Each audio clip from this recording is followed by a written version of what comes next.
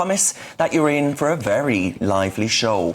We're going to crack on with tonight's first debate, and I'm going to kick us off by talking about David Lammy. He delivered a speech so daft that it makes Diane Abbott's reign as Shadow Home Secretary look like, well, world award-winning material. He says that climate change is a bigger threat than terrorism or war. And enter the global clean power absurdity.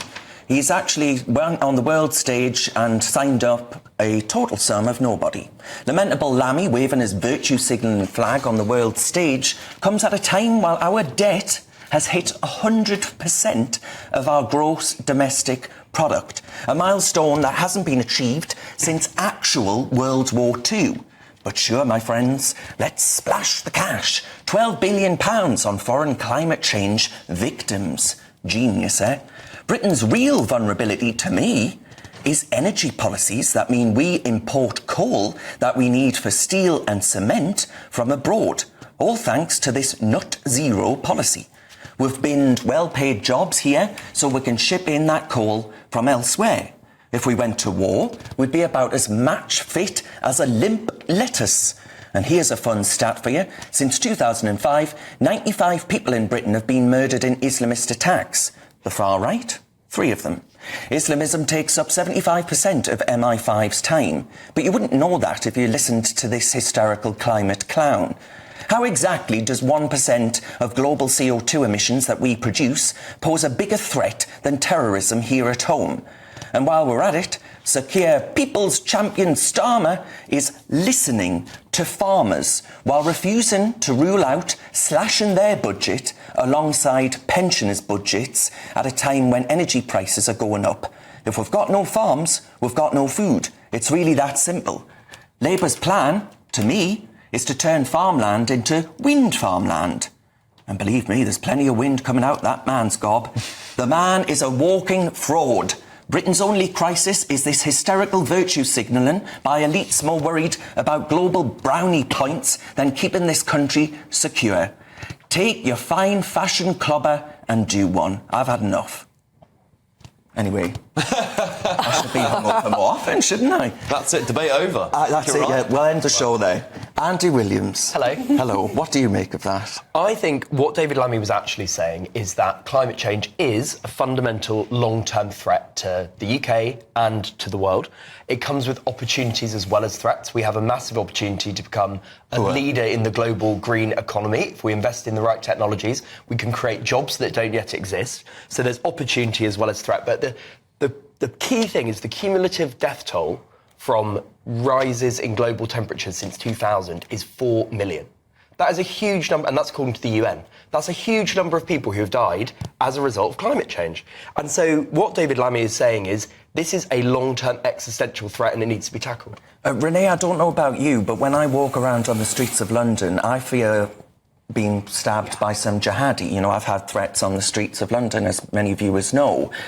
I actually don't walk out fearing a gust of wind. No. I mean, look, I think it's really interesting that he used those words. And actually, for the Foreign Secretary, who is supposed to be the person who can, you know, engender good relationships all around the world with all leaders of the world, to actually say something like terrorism is worse than the threat from climate change, perhaps he should go and speak to the parents of the children killed by terrorism at the Manchester Arena when they were blown up for attending a concert. It's inhumane, it's completely tone deaf, and it lacks empathy. And I think he's just demonstrating again that he's not fit for such a high office as the Foreign Secretary. He really isn't. He's actually done a really good job of building, of strengthening and rebuilding our relationships. Stop it. I'm sorry. I cannot listen to you any longer. He even turns up. He even turns up to meet a world leader in grubby, you know, old trainers. Oh, please, have some respect. Especially after you've just been given a load of clobber by this rich donor. Well, we don't know know whether David Lammy has. Exactly. Now, why doesn't he put... I think he has. I think he has. He has. He's another one to add to the list. So why doesn't he put his energies into looking at the other countries that really do have high emissions, like China, America, India? Why? Look, our economy is hurting at the minute. Why is he doing this to the economy? And frankly, I don't think he knows what he's doing. I think he's out of his depth. You mentioned on the world stage that David Lammy is this new intellectual colossus. But actually, I would argue that no one has signed up to his global, whatever it's called, this new Clean Power Alliance. They are actually, most world leaders and most of his counterparts would agree with him. Initiative, no one signed up to it. No country has. He is making us look like a clown show. Look like fools. The clown may have changed, but the circus is still the same as far as Labour's concerned. We are trying to establish a global leadership position on an issue that all world leaders, all serious world leaders, agree is massively important. Alex? They do. Well, look, listen, I think this whole net zero agenda is designed and is hurting the poorest people in our society. Yeah. Labour is meant to be the party of the working class and the poorest. All this party's done since it's got into power is punish those same people. It's saying it's going to bring down energy prices. That's part of Keir Starmer's commitment. But if anything, energy prices are going to go back up alongside inflation. And all at a time, we've got Ed Miliband parading around with a ukulele, singing about how wind farms are going to save the country. They're not. No. What's going to save people in this country is turning on oil and gas and shipping more of it to rich on people. That point about wind farms and solar farms, do you worry about the impact that it'll have on actual land to produce food for farming and things like that? Because Labour have said that considering cutting the budget, at least they didn't rule it out, cutting the budget of farming support, subsidy. Well, I don't think it needs to be an either or. I think we obviously need to protect farming. It's a really, really important industry. But of course it is. But are they doing this deliberately to make up their summer land so that he can, help out some more green subsidies to pave over the countryside? Well, we do need more wind farms and we do need more solar farms. Please. What about our farmers? They're not only fleecing our pensioners, now our farming industry. You have to look at what they're doing and what they're giving, to foreign aid, 9 billion, to climate change, over 11.3 billion.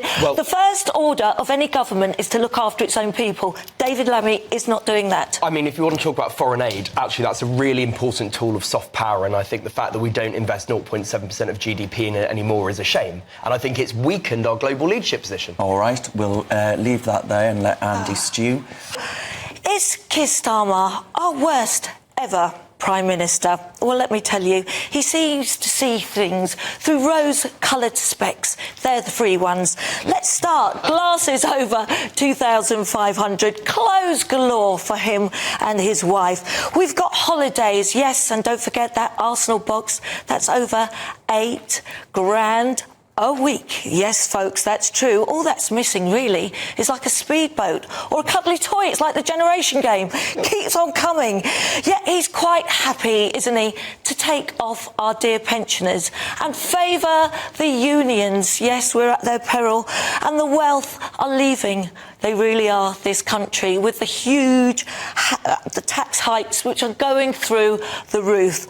I mean, let me tell you, in the last 5 months, 4,500 millionaires have already left this country, headed to Dubai or warmer climates, because they can't bear the coming tax rates. They're going to hit us all.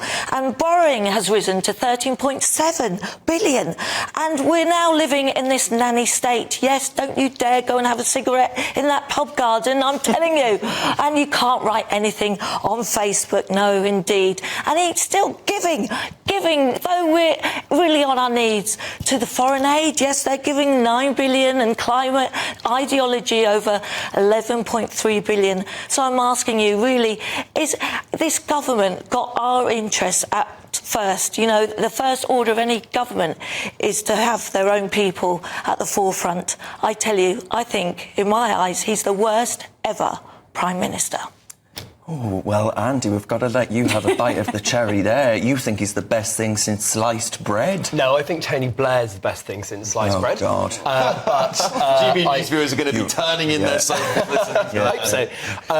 No, of course, obviously, even Keir Starmer's harshest critics wouldn't say that he was the worst Prime Minister ever. I mean, the two worst Prime Ministers of all time have both been Prime Minister within the last 5 years, and their names are Boris Johnson, who did more to debase the office of Prime Minister than anybody else. If you're talking about hospitality and gifts, he took more money from donors, most of which he didn't declare, actually. He was having his food delivered to Downing Street. He was having his gold wallpaper paid. But Boris Johnson, may I step in?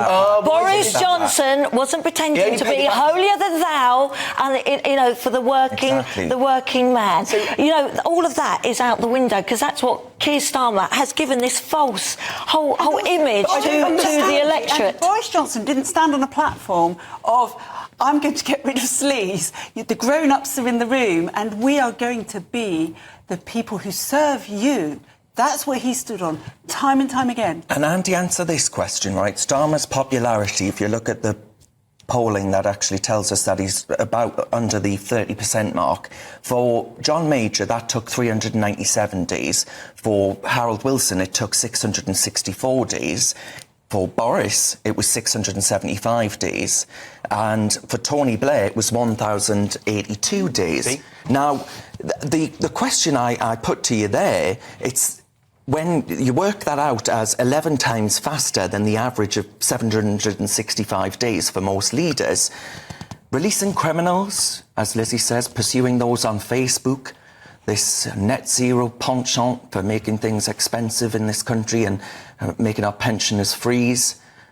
Well, it's like the man's got a death wish, isn't it? Well, I mean, on releasing prisoners, that was something he was forced into doing because the previous Prime Minister was so cavalier to let the prisons get to a stage where they were at capacity. So actually, can I just say, Tony Blair was one that knew the prisons were crumbling and schools and did nothing about it. Let me tell you. And what is so awful is that if I have a friend who has suffered with domestic abuse and is so scared at night that her ex-partner is going to be released, how can Starmer sleep at night when he's releasing, all the wrong people and letting in the wrong people into prisons? It's absolutely disgraceful. And it's really awful. No Prime Minister wants to release a load of prisoners, but you can't blame Tony Blair for the state of prisons 17 years after he left. The thing is, Andy, is that Free Gear Keir, I think his new name is Two-Tier Keir, Free Gear Keir. I don't know what else we can come up with tonight. Well done. We have to make some more. We can all do rhymes, Alex.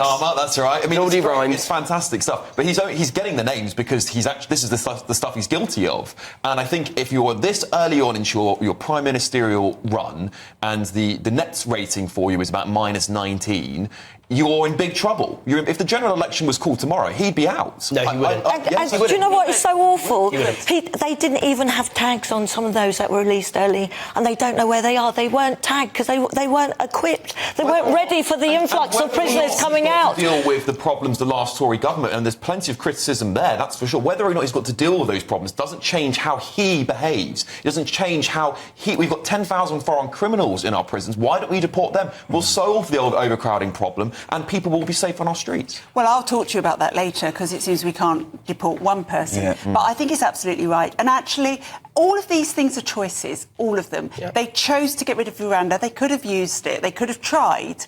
But no, because it was a game to them. It was schoolboy politics. No, it wasn't. It was a failing policy that was costing loads of money and achieving the square root of nothing. So they should have tried it rather than dump 500 million quid. They should have tried it first. In the last 7 days, 1,200 have come over, and him smashing the gangs. I'd like to say, what is he actually doing with smashing the gangs? Can you just answer the substance of what Lizzie said, which is, he's the worst Prime Minister that we've ever known? Could you just make the case that he's not? Well, I mean, 2 words, Liz Truss. Done.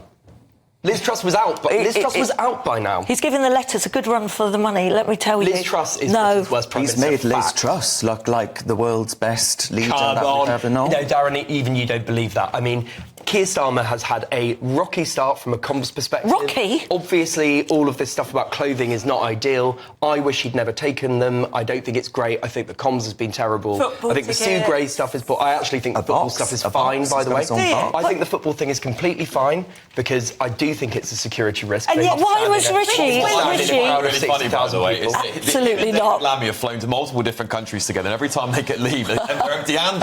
Yeah, exactly. As Renee says. So, Prince William, sits in the stands at Aston Villa? Rishi Sunak did. Rishi Sunak at Southampton. Do you really think that Prince William sits in the stands at Aston Villa and there are no security people around? Well, no, Well, one of say course- wouldn't give him security. He's going to get security. He doesn't need to have over $8,000 it's costing to go to watch Arsenal. Okay. And it's not about Arsenal, because We'll I leave support that one Chelsea. there. Still to come, though, my friend.